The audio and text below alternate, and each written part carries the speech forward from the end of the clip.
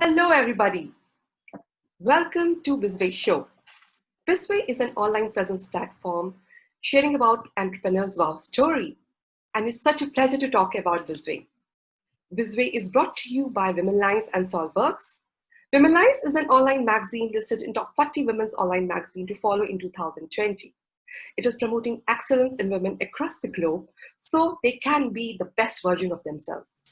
Solbergs is a business service company in India founded by Mani Lakraju, reeling the ideation and helping entrepreneurs transform their ideas in businesses with support of mentoring, technology advisory, and fundraising. I will hand over further to Mani Lakraju to take it further. Thank you, Charu. Welcome once again to one and all on Bizway.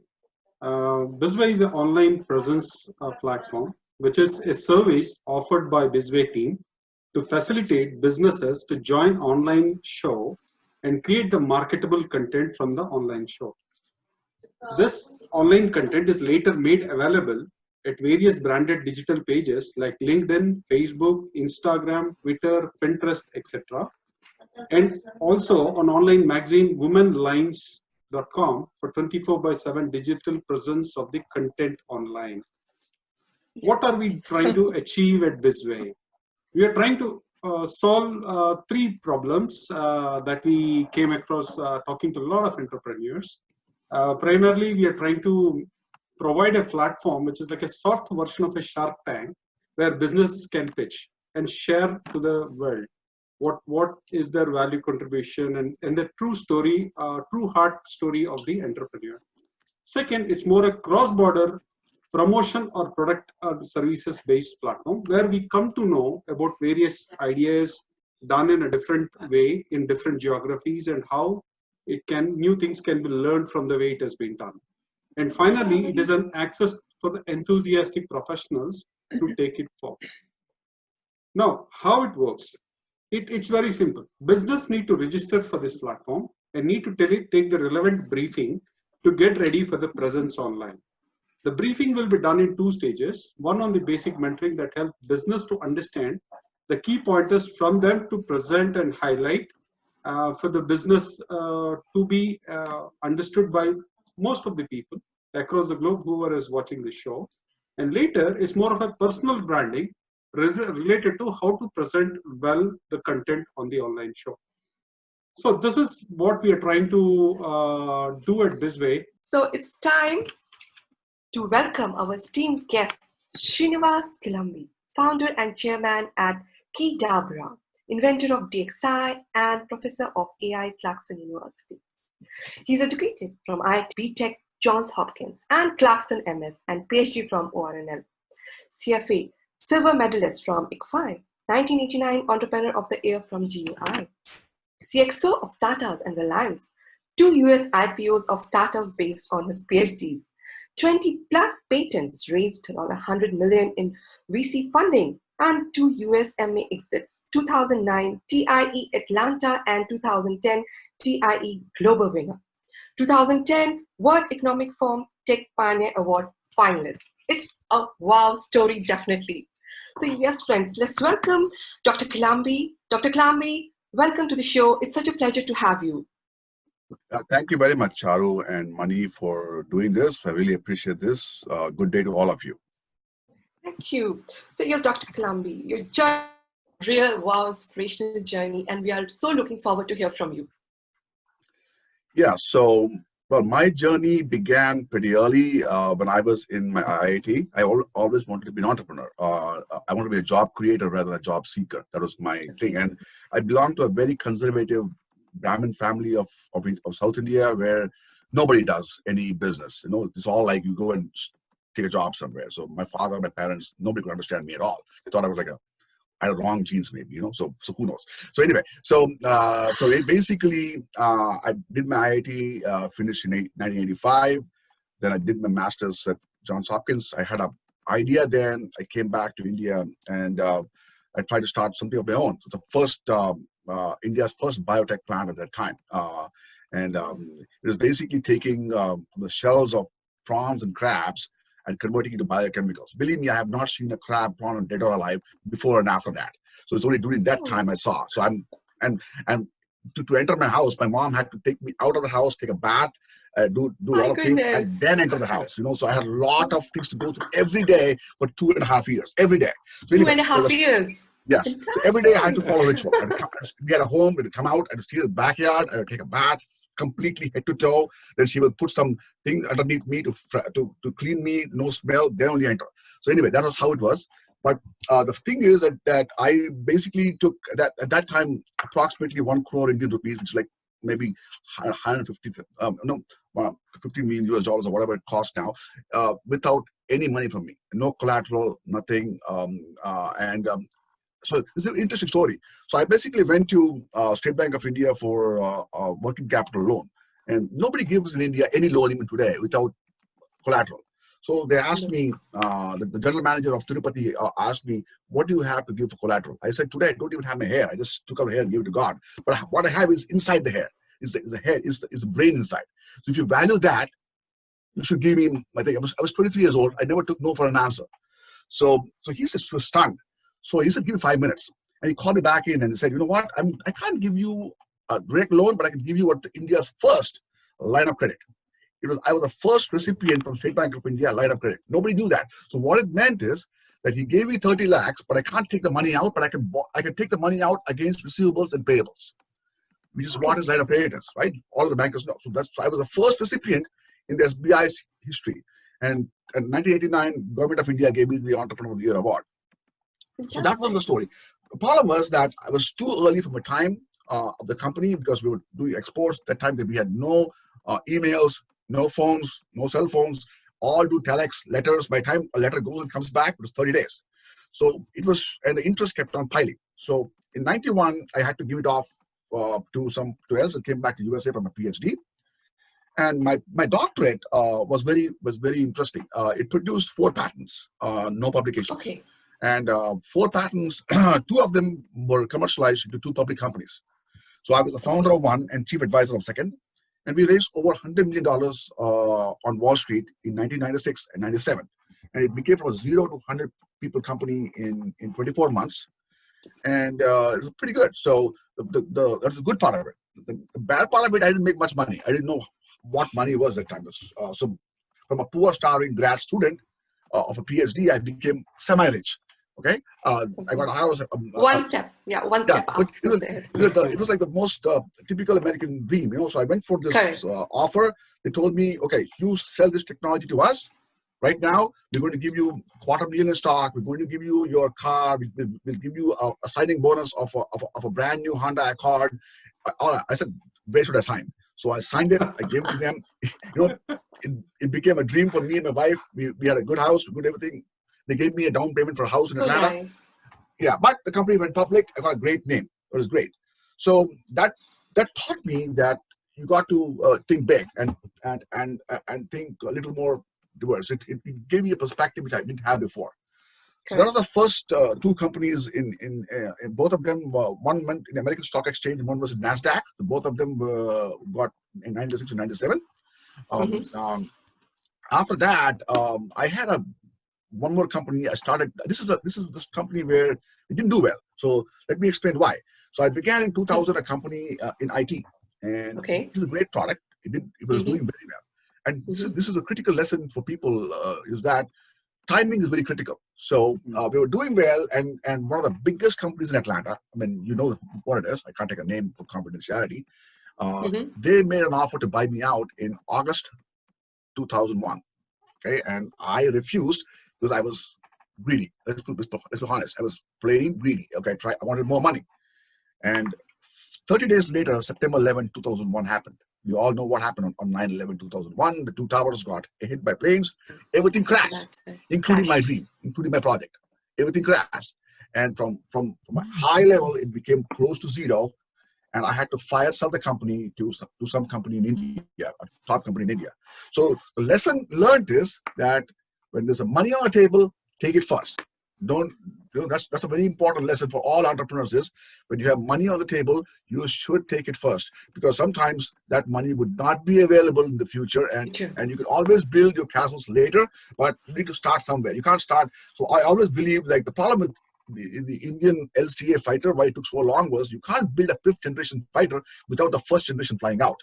You have to, a baby can't run a marathon without crawling first. It has to crawl, get up, walk, and then run a marathon, right? So that's the big lesson I learned.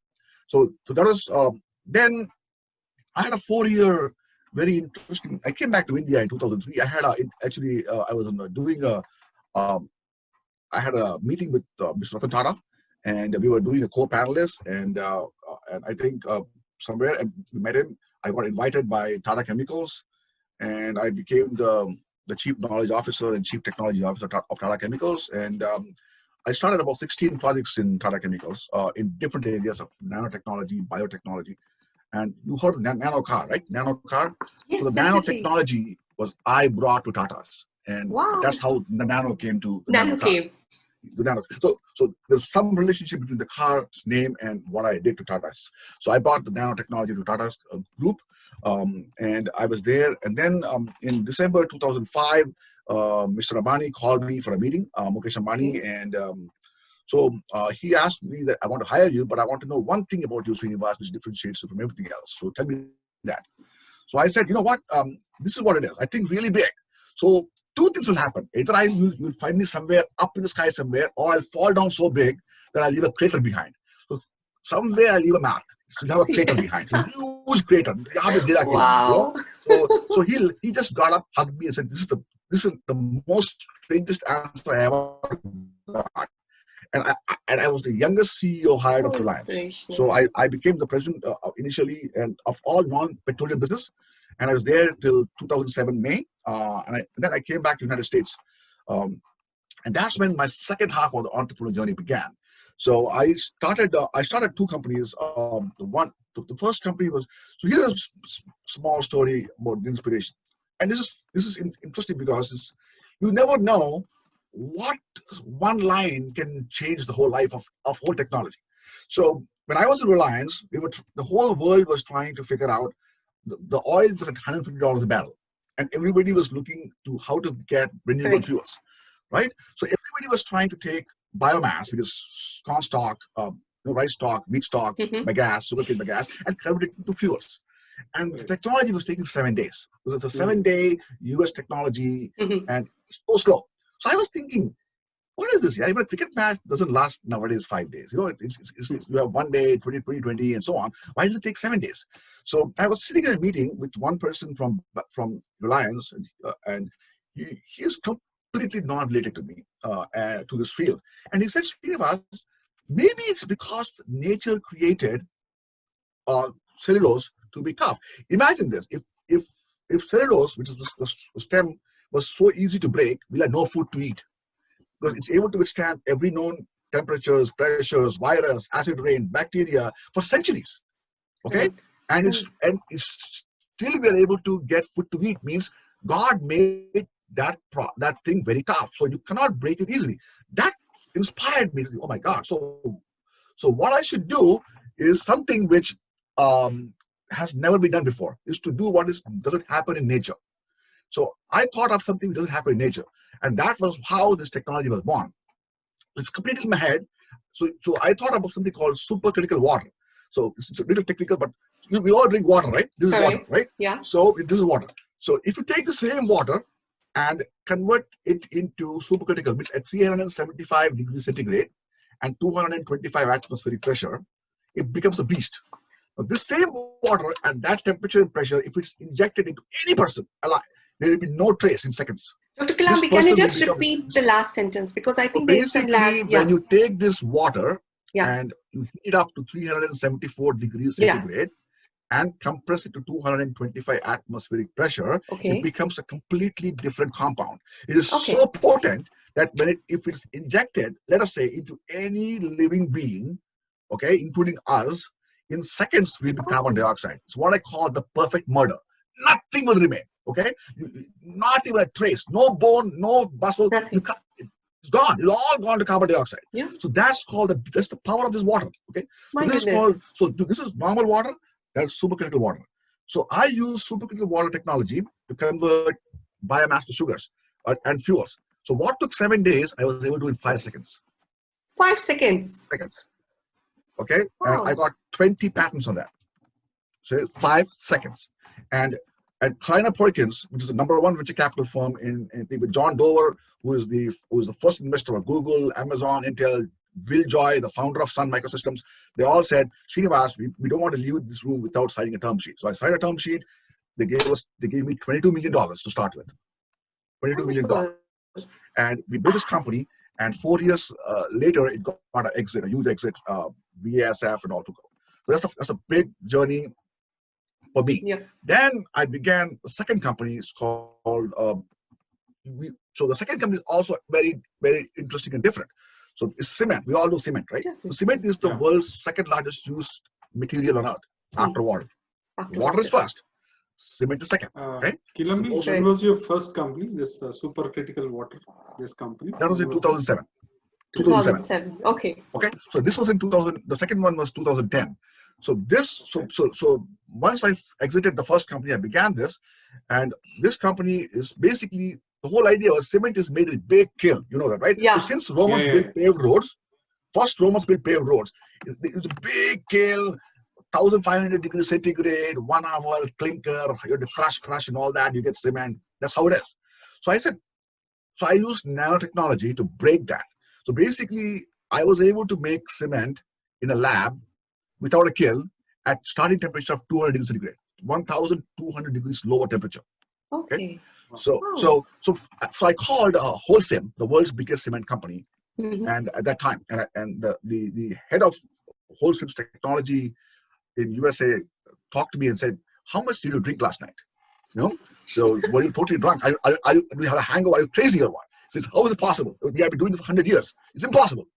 The same company invested in me, in my technology in 2012, and they have the US wide. So they became from a complete non-believer to an investor. I proved the technology, and Clarkson invested. I'm the first entrepreneur who actually bought the company back from Clarkson. So they invested, and I bought them out. It has never happened. And Kleiner is the #1 VC in the world. So I bought them out, and I partnered with Holcim, and it became a big thing. Unfortunately, that technology has not seen the light of the day because of too much status quo. I hope they don't bury it. And I still have the rights for the technology in rest of the world, in India, and we have patents issued on that. So it's something which can completely change and reverse climate change. You know, cement produces 6.5% of world's greenhouse gases. 6.5%. So this technology can reduce it to a third, maybe 2%. That's a huge difference. Definitely. So we're looking for some people to come forward and partner. I tried talking to companies in India, but the problem is everybody in India wants to be the third or fourth, not the first. They want to be the third or fourth in line. Somebody else to be the first two. And that doesn't work in science and technology. So that's where that is. And finally now I have Keydabra, which is an AI company. So you can see how different the journey has gone from definitely. We connect the dots now. A biotech plant to two technologies in membranes and water treatment, to renewables, to cement, now back to AI. So this company is again based on my invention, and it's a very proprietary mathematical formula. So you go to this is probably more interesting. You have a website, you have thousands of visitors coming to your website, right? Or to your app. And you want to know, how are they viewing you? How are they following? Are they liking it? How was their experience? How was their engagement? And for that, you do Google Analytics, mixed panels. I do that. And you have to go through 1,500 metrics. It's a big chart. It's a big chart which comes. Some going up, some going down. So what I did is, I took all this out and had created a formula which can compress all these metrics dynamically, automatically into one index. So instead of looking at, for example, S&P 500 index, so one index tells you today how the 500 companies in S&P 500 fared, right? Approximately. So when the index goes up, most of them went up. Index goes down, most of them went down. So similarly, I created what's called a digital experience index, DXI, where you basically are telling how if the index is going up, which means most of the visitors are very engaged. And if they're very engaged, they're more likely to be your buyers. Very true. Okay? So Conversion will be correlation happening between DXI and buying, and we found 1:1 correlation. Higher the index, more is the conversion. If you look at e-commerce, the average conversion in the world, except for Amazon, is 3%, which means out of every 1,000 people who come to a website, only 30 buy. 970 don't buy. So, yeah, 970 don't buy. So everybody wants to know, what should I do to make those 970 buy? So if we could get 30 more of those 970 to buy, you're double your sales. Correct. That's it. True. That's it. The simple thinking. Okay, 30 bought, 970 did not. How do I get 30 more? Every company on earth is looking for a solution. We have Very that. true. We have that. So now I got this Matt Tanner and his team. So I'm to run the company, millennials, the right people. I mean, my goal is to provide mentorship. So I've gone from this end of spectrum to that end of spectrum, and hopefully I covered all. Wonderful. Mani, we should be having a special session on this. This is very interesting to know. Yes. I've been noting down. It's a huge list of accomplishments. I believe it's like a 32 years of journey of entrepreneurship, where he started to create jobs, and now he has actually purchased the company back from the investors, and then mentoring the current owners of the company. That's really wonderful. Amazing. It's a great journey. Great share, Dr. Kilambi. Thank you. Yeah, I hope I didn't bore you guys. Sorry. Yeah, go ahead. Never. I'm looking forward to know more. Yes. I was actually noting down. There's so much of information, and at every project that you have taken up, there's a lot of tangible results, and you had the goals achieved or accomplished. That's really awesome. As an entrepreneur, you are inspiring to a lot of people who would be watching this show and trying to learn on how to get the projects on the startups and how they have to make it a success. I think it's really great learning lesson from your journey itself. The journey itself is a great insight for entrepreneurs to learn. One thing I want to share is that the first 5 companies of mine, I didn't put a single penny from my pocket. I didn't have. Okay, the last company, Keydabra, is totally my money. So you can see that basically the first 5 companies, it's called OPM, other people's money. I like that. Oh, it's OPM. Okay, that has to be included in the lingo now. OPM, yeah. So yes, Mani, you can take the other question. Great. So with so much of data and so much of insight, I would like to ask you a very small question now. After so many incredible achievements, can you highlight the key factors which helped you reach here? Basically, those factors which differentiated you from others. That could be a great learning lesson for entrepreneurs. I won't be. I'll be honest. There are much better people than me in the world, so I can't tell about others. I tell about me. Okay. So the first thing which I would say is that the saying that think out of the box, right? For me, why even have a box? So that's the first thing is that to me the box. When you have first of all you draw a box. I don't even draw a box. So you got to think clear. Have a very clear mind and think. What should we let you? So that's how the whole idea of taking the supercritical water will come. If you have a box, you will never think of it. Similarly, bringing nanotechnology to cement, you will not think of it if you draw a box. Okay, you have to have a complete blue sky and clear approach to thinking. So never hinder your thinking. That's the first step. The second thing which I would say is once your thoughts are constructively done and put into, then make it simple. The one mistake which people make is to make it too complex. Okay, that's never do that. Even I make the mistakes too sometimes. So I'm human too. But I'll tell every entrepreneur is do not think too complex. Google was first a search engine. Then it became Google Earth. Google Maps came much later. Okay, so if they were trying to do everything at one time, they wouldn't be what they are today, right? So same thing. Microsoft was first nothing but an Office. Was OS. Then came Office. Then came so many else. They didn't bring Azure in 1985, right? It only came in 2020 or 18. So this is the journey. So the second thing is, do not make it complex. The third one is entrepreneurship, startups is not a hobby. I want to tell everybody in the world is that you have to be serious, committed, full time. If you can't commit your own time to your own project, how can you ask anybody for money for your project? How can you even ask somebody that? Nobody will give you a dime. A lot of people who actually think, I do part-time, I work here. There's definitely that if you do part-time, you're 100% going to fail. If you do full-time, you may succeed. But if you don't do full-time, you'll not succeed. You have to put your time first. You got to be committed. You have to show passion, okay? And you got to show clarity. So the three things. Apart from honesty and integrity, of course, that's for every person. But in terms of business, you got to show you have to be completely good, innovative thinking. You have clarity. You got to have passion, and you have full-time commitment. So these three you got to take risks. Bill Joy once said to me, "No risks, no rewards. No risks, no gains."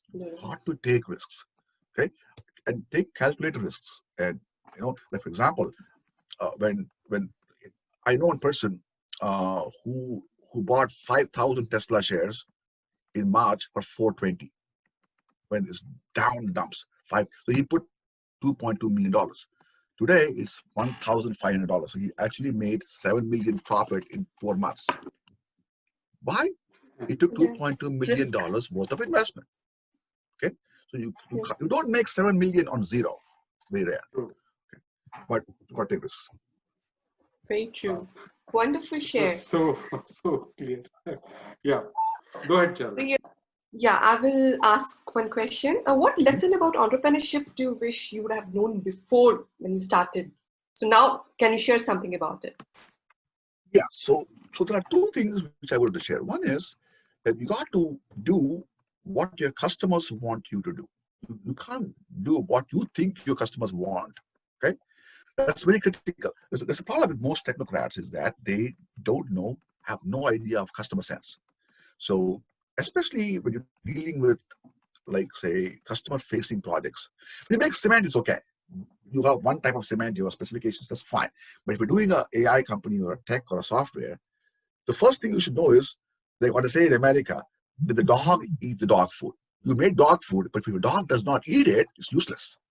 Right?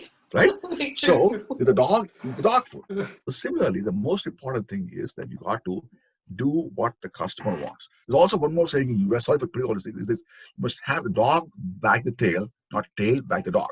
So the market should tell you the technology, and not technology drive the market. The technology should adapt to the market. That's very critical. To me, that's a lesson I learned, is that you got to know your customer first, what they want, understand it thoroughly. And if you don't know how to find it, find somebody who will. Because not everything we can learn ourselves. And then tailor the product according to that, rather than saying, oh, I want to do this. I'm the greatest guy on earth, and everybody follow me. It doesn't work that way. It doesn't happen. Okay? Correct. So that's one thing. The second thing is, I think I told before, is that don't make it too complex. Stage it up. Start something simple, build on it. Don't try to create something so complex that nobody will understand. My wife tells me, and she's a very smart woman, that that I can't think simple. She says, when was the last time you thought simple? And I can't remember when was that. So she's right. She's absolutely right. Good. Definitely great share. Yes, Mani, over to you. Yes, I would like to ask one more question, Dr. Kilambi. Looking at the insights you are sharing, now you are with Keydabra. So your present venture, Keydabra, is providing value to the community. Can you highlight the key services and who can approach you from the global arena to obtain these services, and what could be the benefits they would be able to get from the services? If you can share your views on that, it would be great. Yeah, so sure. So as I told you, so Keydabra is basically the operating company out of my idea to convert digital experience on any digital platform into a single index. Okay. So again, that's exactly it. I thought that was enough. No, that was not enough. People said, so what? Big deal. You give me a number. What do I do with it? Right? So then I said, oh my gosh, so that means the number is not enough. So we bought Matt and the rest. to give some meaning to the number, something which can be used. So the answer is that anything consumer facing, people facing applications, whether it is e-commerce, or it's hospitality, or especially now all dumps, airline tickets, bus, they're all looking at understanding what exactly makes a consumer purchase, not purchase. Okay, and so we try to give a holistic picture of that, and then use machine learning and AI to exactly tell, okay, last week your score was 25 and out of 100, and this week it has gone up to 30, and if you want to reach 40, you want to do these 5 things, so that your conversions will go up from 2.5% right now to 4%. So make it up. So that it tells the steps also what to follow. So we actually tell what the 10 steps to do or 5 steps to do to go from your 25 to 35. And what will result? It will result from a conversion increase or a sales increase from X to Y. Okay. And that will be used machine learning, and everything is completely proprietary. So that's the technology. It can be applied in any what I call forward-looking, consumer-facing, people-facing digital platform. Okay, and so basically, e-commerce companies, hospitality companies, airline companies, travel companies, entertainment companies, we're all struggling right now with the COVID. We're all trying to go online now. They're all trying to go online. They need to understand they've never done this before. They've never done before, or they've not done as much before. So now everything is going online, and they need to understand that online experience is when somebody comes to a store, they're actually inside, so they're contained, and there's a 25% chance they'll buy something and go. But when they come to a website, they can just see, raise, and leave. So that's not going to help you at all. So we believe that we have the technology and the various steps to actually take the company and make them better, engage their visitors, so the visitors become customers. Fantastic. It's really so interesting. And it's definitely helpful in present scenario because everybody is online and they are working upon websites to increase the conversion and leads. So I'm sure this will be a fantastic solution to their challenges. Absolutely. It's very apt for today's world. Correct. Such a long listing takeaways for any entrepreneur who goes through this show. I've been noting down, as I said earlier, there's so many achievements, so many, and I could actually note few key of them, and I would just try to list what I've noted. As we heard from you, right from the IIT days, you were with the entrepreneur mindset to create jobs, and you are the first person to start India's first biotech startup. And in quest of getting working capital from SBI, you procured the India's first line of credit. And you're also awarded the Entrepreneur of India Award in 1988. And in 1991, you have procured 4 patents. And in 1996 and 97, you raised 100 million USD to take these patents into startups. And this is where you learned how to think big. And that's when you actually worked on various initiatives that with Tata Chemicals, for example, spun off into 16 projects, one of which nanotechnology was a very great insight to Tata Group. Plus, you are youngest CEO with Reliance Group, and that's where you figured out the supercritical water. And that's what changed the biomass conversion of any biomass into petrol or diesel or whatever. And this was a greatest achievement.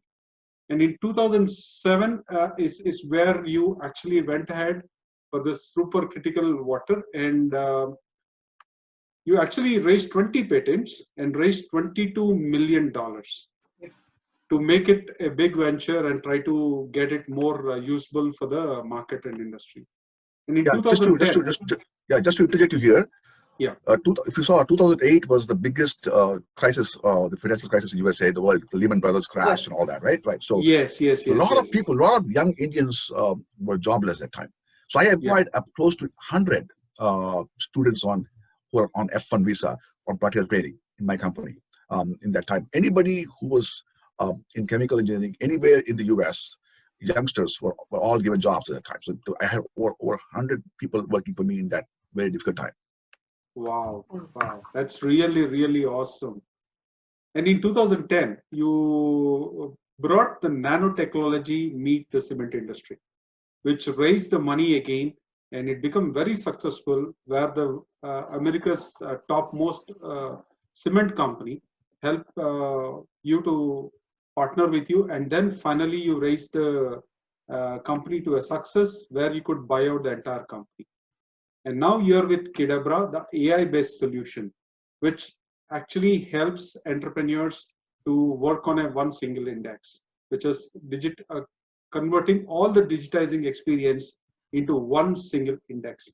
That's an awesome accomplishment. Right. And a couple of things which I think I missed, maybe that Charu did talk about right at the beginning. So 2010, the World Economic Forum, I was the top 25 technology innovator finalist, the whole world. Wow. 2009 and 10, the Thai entrepreneurs worldwide, I was the worldwide success story listed and Thai Atlanta winner. And then 2011, I was the US North America's Green Technology Innovation winner. So that was for cement. Wow. And that's given by Frost and Sullivan. Yes, they gave that. Yeah, that's incredible. And that 32 years of your entrepreneurship journey, what they brought to the world is supercritical water for biomass conversion, nanotechnology for the cement production, and AI for digital experience from any platform into a single index. So this is like incredible kind of accomplishments for you from you as an entrepreneur. And the key ingredients were honesty, innovative thinking, passion, and full-time commitment. And what you would have always looked to learn before whatever you take up, as you got to do what your customers want to do. So that's one very interesting learning you always wanted to have. Also, you wanted to know the customer and the technology adoption is purely from a market side. So the customers, whatever we have to do in technology for the benefit of the customer and adoption into the market. I have two more points to just say, just quickly. Two more syndromes. What is called NIH syndrome. Okay. I suggest every entrepreneur in the world not to fall for called NIH, especially technology professionals, not invented here. Which means if I didn't think of it, it must be trash. A lot of technologists think, oh, suppose let us say Charu comes with an idea to me. It didn't come to my mind, so it's useless. If you think that, you're finished. You got to make sure that there are much smarter people ahead of you. Definitely. And listen and assimilate and improve. Okay, that's very true among, I'll be honest to you, among a lot of technology professionals, especially from India. What makes America so great is that they actually listen to technologists, give respect, and they say, okay, if I can help Charu and build 10 times on her, it's a win-win. Do that. Definitely. That's critical. The second is called founder syndrome, where every founder thinks that their idea is the best in the world. It's like asking a mother crow, what's the most beautiful thing in the world? The mother crow will say, my baby crow. But the world doesn't think so, right? The world doesn't think the baby crow is the most beautiful, unfortunately, right? So similarly, every founder thinks their baby, his baby, her baby is the most best. But what matters is what others think, not what you think. These are two things I'm talking about. And the best lesson, and the best lesson you always shared was like, always think clear, don't make it complex, and take the startup seriously. Correct. So with this, I think the entrepreneurs have learned a lot of takeaways from listening to your story, and it's a very incredible journey, I would say. And I was also happy to learn so many insights, and also interesting part was the way you coin these things so easy, made easy for entrepreneurs to learn. Like, for example, to share a few things, like the founder syndrome, or the not invented here syndrome, or the OPM syndrome, other people's money. So it's like so good and so easy for entrepreneurs to connect. It's like a cakewalk. And also the other thing I liked is like, don't leave the money on the table. So that's also so well coined and well done. Dr. Kilambi. The dog eat the dog food. Don't forget that. Yeah, sure. That's the best one. That's the customer. That's the customer. The dog eat the dog food. The dog didn't eat the dog food. Doesn't matter what you put in there. It's useless. Very true. Very true. So I have a dog, and it doesn't eat what I give. So one request I have, and that was a great share. I'm overwhelmed with a lot of points today, and I love the way you coin the syndromes. These syndromes are good to go. So this is like a health check of an entrepreneur. So we can make this as a health check of entrepreneur. So if someone is suffering with some kind of entrepreneurship journey, so check what is a syndrome they are going through in the health check in the list, and we could actually give them the right advice. The right medicine. Right medicine also. Right. That's really awesome. Thank you. Over to you, Charu. Thank you so much, Mani. It was really briefed very nicely, and I'm sure that entrepreneurs who are going to listen to this interview and watch this interview, they will learn amazingly. And that's the intention behind Bizway. We really want to help entrepreneurs out so that they can learn from the experts and achievers from across the globe and apply it in their ventures. Thank you so much, Dr. Kilambi, for your valuable time. It was amazing learning from your sharing, and all the best for your venture and best wishes for your bright future. Thank you very much, and all of you have a very safe and good, blessed life. Okay, God bless all of you. Thank you, Dr. Kilambi. Thanks for having you on the show. Bye-bye. Thank you. Bye. Bye. Good night. Bye.